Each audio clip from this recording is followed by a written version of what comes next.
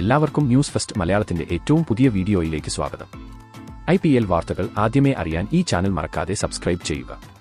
ഇന്നലെ മെയ് 6 മുംബൈയിലെ വാങ്കഡെ സ്റ്റേഡിയത്തിൽ നടന്ന മത്സരത്തിൽ ഗുജറാത്ത് ടൈറ്റൻസ് മുംബൈ ഇന്ത്യൻസിനെ 6 വിക്കറ്റിന് തോൽപ്പിച്ചിരുന്നു.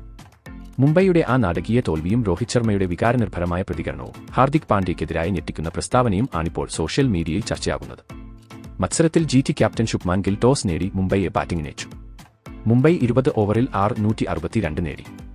Suryakumar Yadav 56, Will Jacks 35, Corbin Bosch 27 എന്നിവർ മുംബൈക്കായി പൊരുതി. എന്നാൽ 2-26 എന്ന നിലയിൽ തുടങ്ങിയ മുംബൈക്ക് GTയുടെ ബൌളിംഗിന് മുന്നിൽ തകർച്ച നേരിട്ടു. ജോഷ് ലിറ്റിൽ, റാഷിദ് ഖാൻ, മോഹിത് ശർമ്മ എന്നിവർ മുംബൈയെ പിടിച്ചുകെട്ടി. 163 റൺസിന്റെ ലക്ഷ്യവുമായി ഇറങ്ങിയ GT 1-6 എന്ന നിലയിൽ തുടങ്ങിയെങ്കിലും ജോസ് ബട്ട്ലർ 70, ശുഭ്മാൻ ഗിൽ 62 എന്നിവരുടെ 104 റൺസിന്റെ പാർട്ട്ണർഷിപ്പ് GTയെ 3 ഓവറിൽ 4 വിക്കറ്റിന് ജയത്തിലെത്തിച്ചു. മുംബൈയുടെ ഹാർദിക് പാണ്ഡ്യ, ജസ്പ്രീത് ബുംറ എന്നിവർ നിരാശപ്പെടുത്തി. എന്നാൽ മത്സരശേഷം ഇപ്പോൾ ചർച്ചയാവുന്നത് രോഹിത് ശർമ്മയുടെ വികാരനിർഭര പ്രസ്താവനയാണ്. മുംബൈയുടെ 6 വിക്കറ്റ് തോൽവി അവരുടെ പ്ലേ ഓഫ് സാധ്യതകളെ തകർത്തു. എക്സിൽ വൈറലായ ദൃശ്യങ്ങളിൽ രോഹിത് ശർമ്മ മത്സരശേഷം ഡക്കൌട്ടിൽ വികാരാധീനനായി കാണപ്പെടുകയായിരുന്നു. കണ്ണീർ മറച്ച് അദ്ദേഹം ആരാധകരെ നോക്കുന്നത് ഹൃദയഭേദകമായി.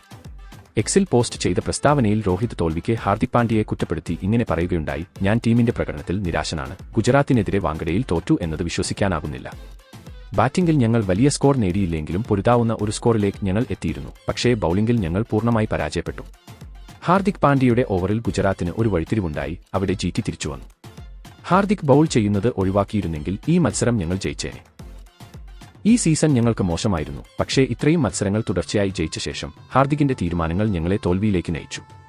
അവൻ ടീമിൽ ചേർന്നതിനുശേഷം കാര്യങ്ങൾ മോശമായി. പക്ഷേ ഞങ്ങൾ പ്ലേ ഓഫിലേക്ക് എത്താൻ പരമാവധി ശ്രമിക്കും, രോഹിത് കൂട്ടിച്ചേർത്തു.